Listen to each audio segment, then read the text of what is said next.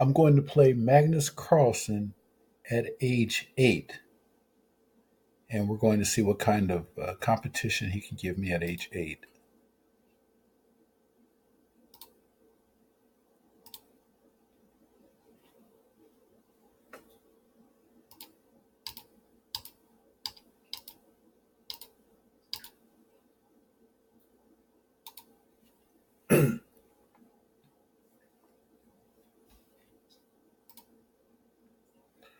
Okay, I get white. So let's start with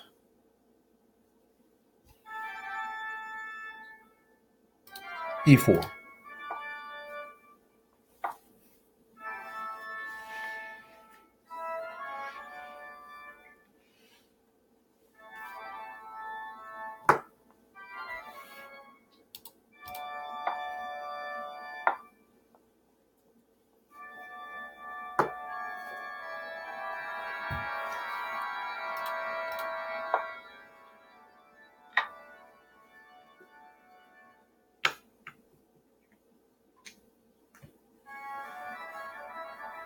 So he's playing the Sicilian defense with e6. E6 Sicilian. This is very good for black.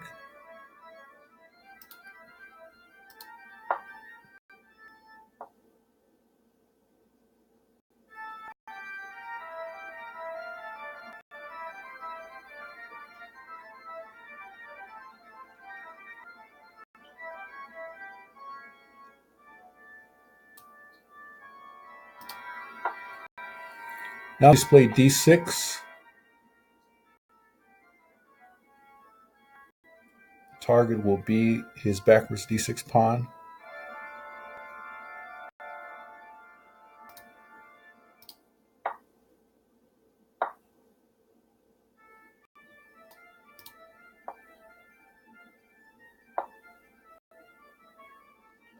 It's an unfortunate score for his queen.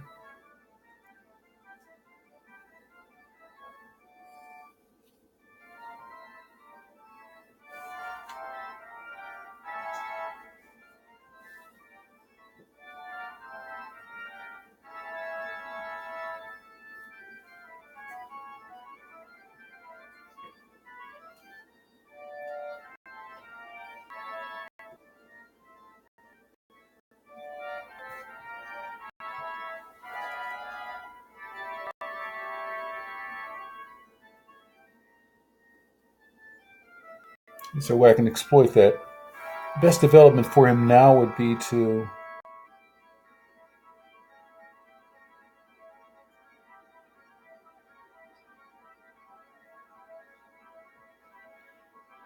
probably continue with. Well, he's probably going to develop his light squared bishop now to uh, b7.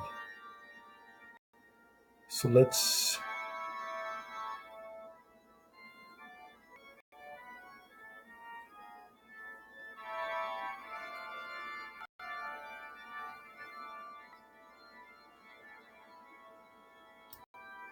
play here. That's very bad.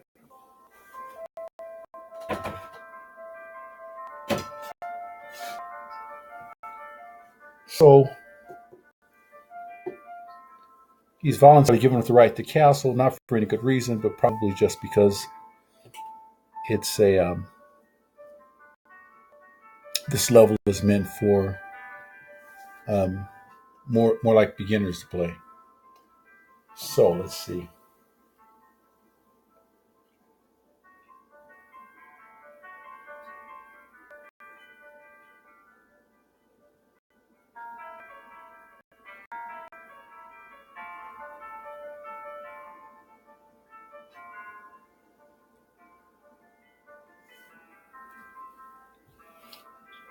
I'll put more pressure on the defense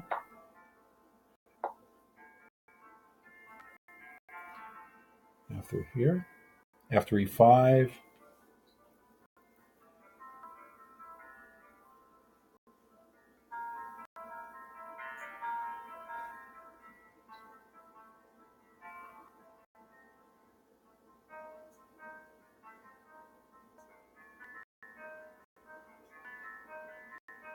He's intensified the weakness of his d6 pawn.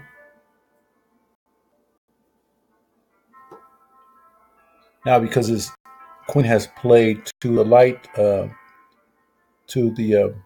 diagonal here, my knight can jump in here, and he can take me off with his bishop,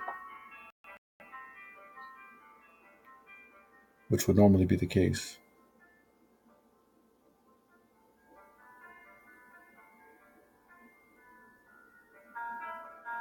I should be winning a pawn here.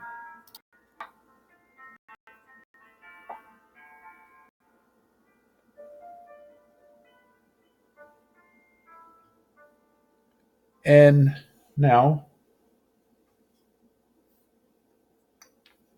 I'm winning another pawn because if knight takes b7,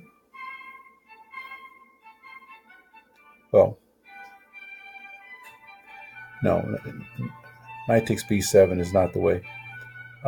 I was thinking if knight takes b7, he can't take with his queen because his queen is pinned on the d file in front of his king, but he can't take with the bishop. And then after taking with the bishop, um, the queen is still protected twice. So, what do?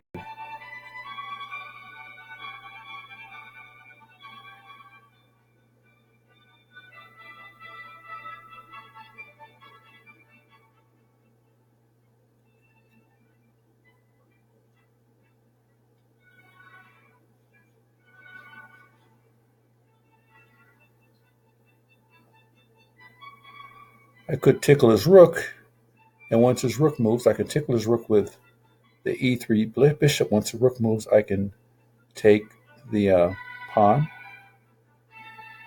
with check. I can take the f7 pawn with check. So I'm winning a pawn there. Let's see if that's the best I can do.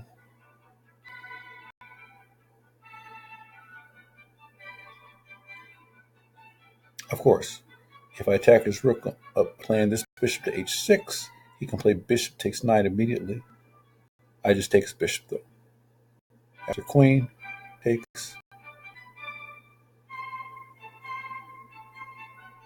after queen takes bishop, queen takes queen, rook takes queen, then king moves to perhaps c7,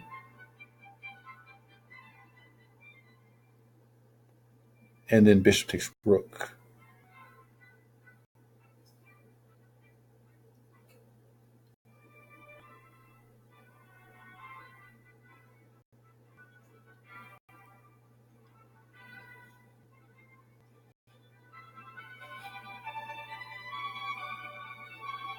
I think I like that.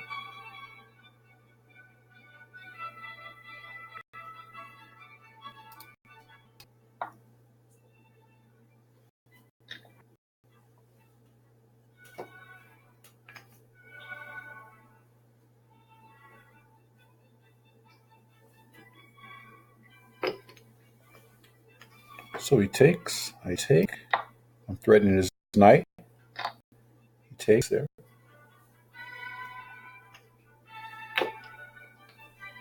Now I'm threatening his knight again. King must move.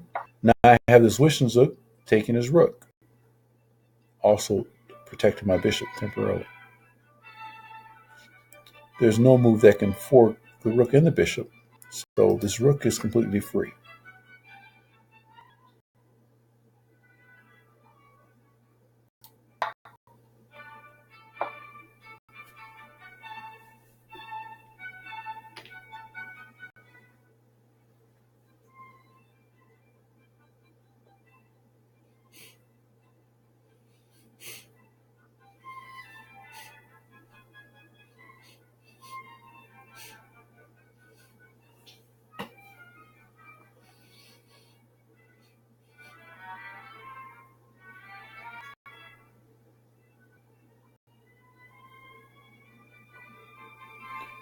Now the bishop is uncovering an attack on my.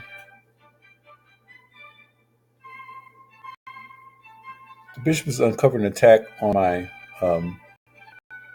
his light square bishop has uncovered this a8 rook's attack on my dark squared bishop.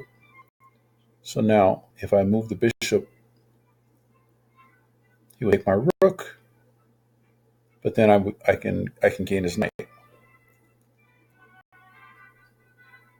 So probably better to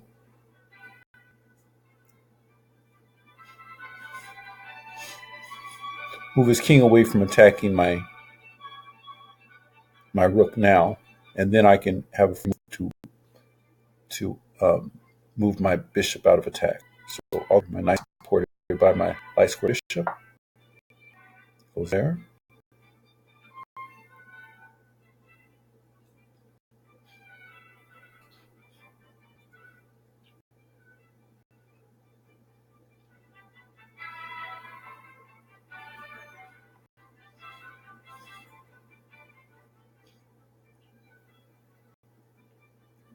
What's the next?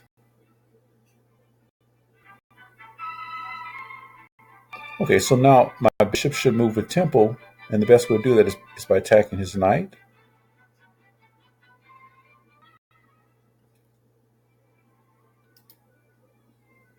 But even better than move with tempo, I can redeploy my bishop to a central square. For instance, if I play bishop to h6 instead of attacking the knight, then I'm threatening bishop check with all kinds of nastiness there. His knight is pinned.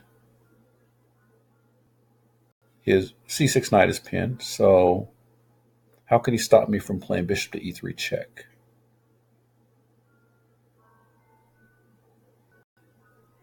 It'd be very hard to meet that. So let's move my bishop out of the attack of this rook here. He goes there.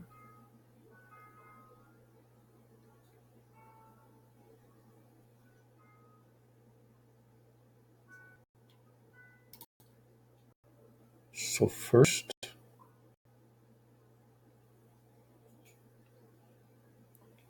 I'll check, then I'll move my rook. He's now attacking my rook.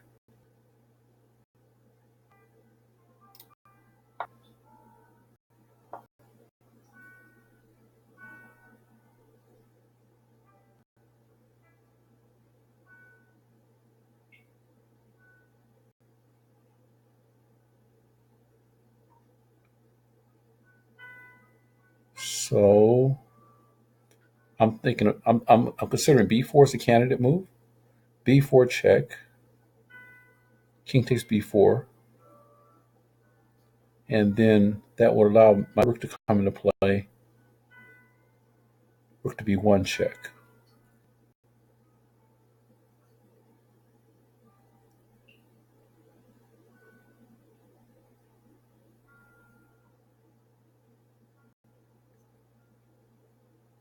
That would be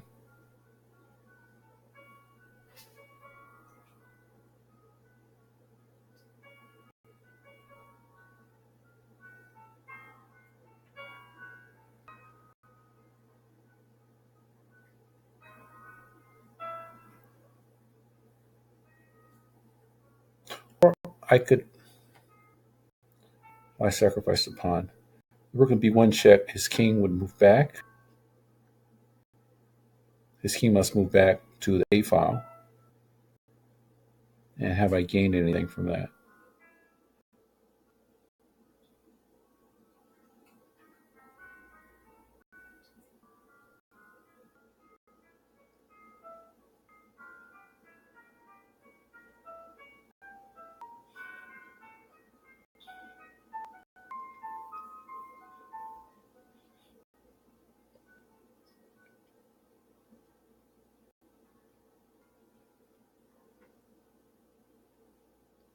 Perhaps. Let's see. He takes with the knight. Very good.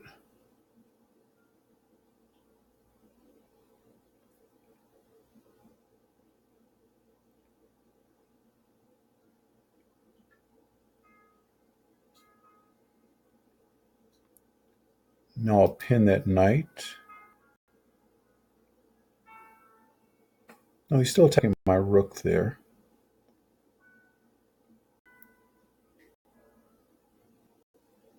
Okay, let's. If we threaten his rook would come to attack my knight, which is threatening it, and then my knight will be hanging, and also my rook will be hanging.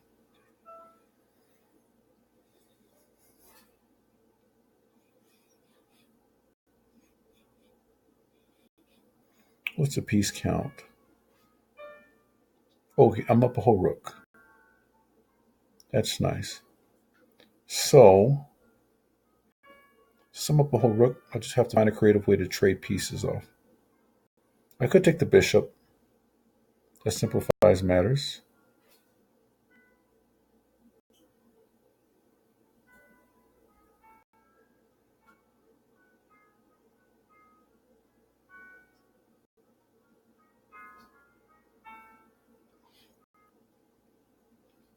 However,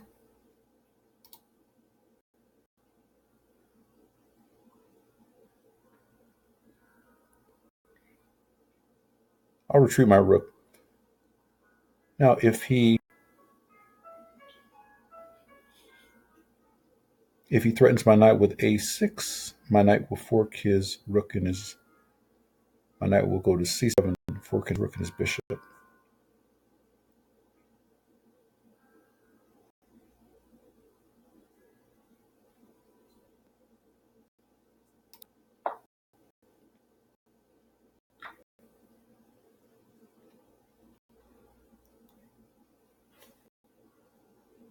So he does that. Well, let's clear off some pieces here.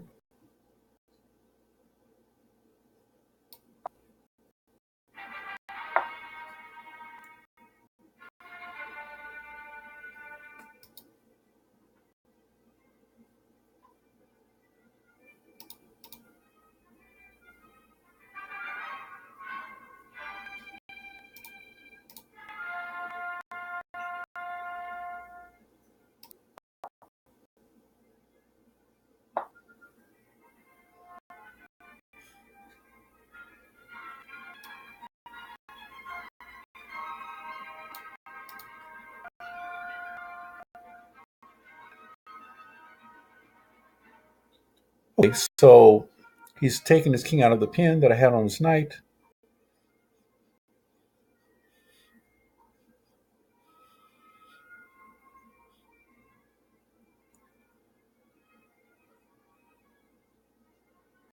I should just take his rook for free. He takes my bishop for free. It's not a big deal. Let's do that. Okay. Now he's just hanging pieces for no good reason.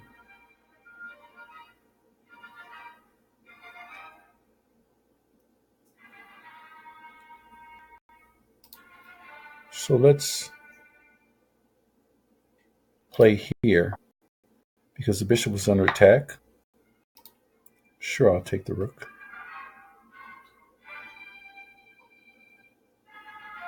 Does the knight have an out? Does the knight have an escape?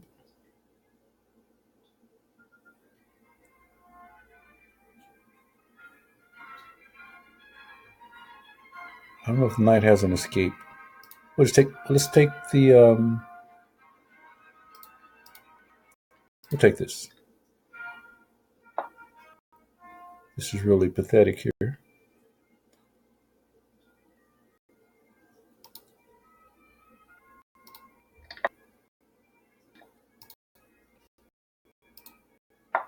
So we're just cleaning up his pieces.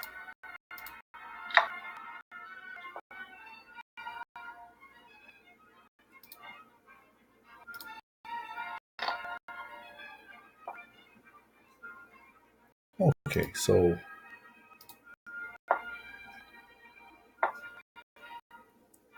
I guess there's no strong competition h8. We'll try 8 with the black pieces next, and maybe if we get to 8.5 or 9, it will be some strong competition.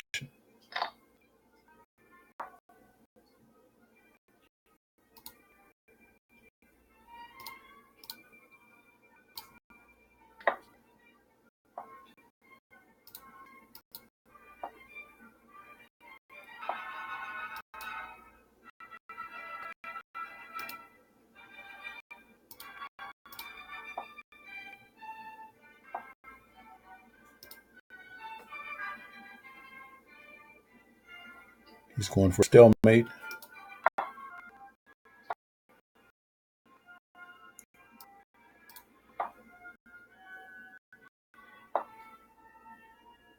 We'll make sure he always has a couple of pieces to move.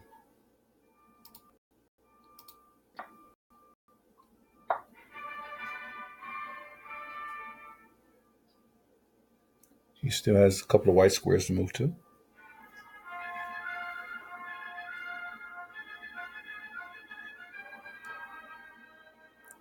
But is there a way to put him in faster checkmate? I should need to get more material. I think if I can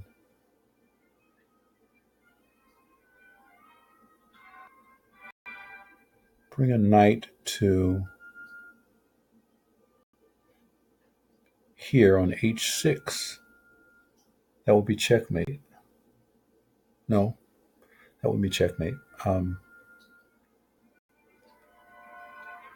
Okay,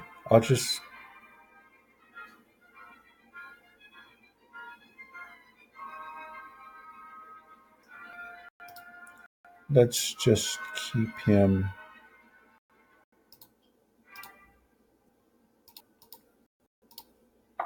If he moves a pawn, we'll go here. Make sure he has two squares to dance on.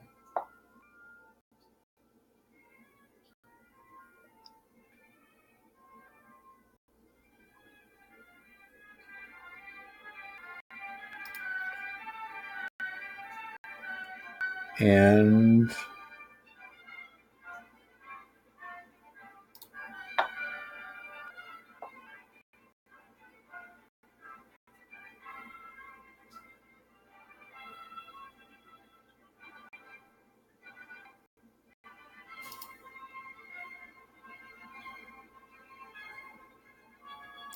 okay, let's take that.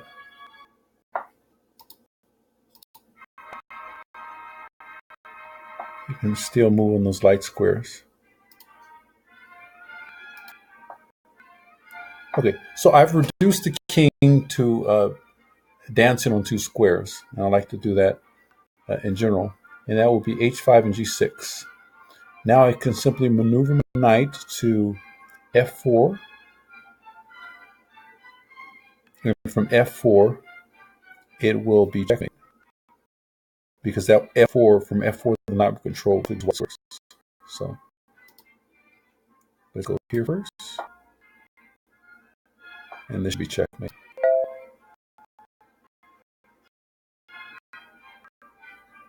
Okay, so we'll try with the black pieces next time, and hopefully we'll get strong competition.